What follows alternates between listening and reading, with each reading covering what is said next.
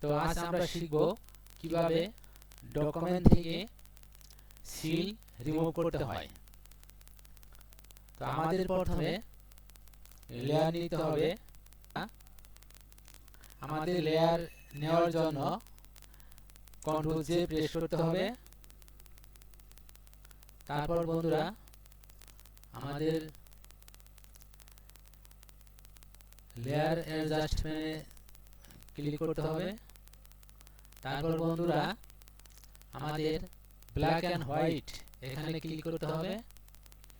তো বন্ধুরা ক্লিক করার সাথে সাথে আমাদের ডকুমেন্ট সাদা কালো কালার হয়েছে।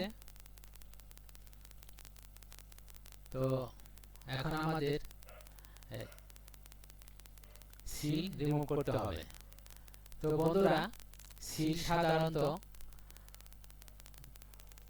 ব্লু এবং ম্যাজেন্টা কালার হয়। তো আমাদের ব্লু কালার রিমুভ করতে হবে। তো আমাদের কি করতে হবে, ব্লু কালারকে জিরো করতে হবে। এই যে বন্ধুরা আমাদের সিল রিমুভ হচ্ছে।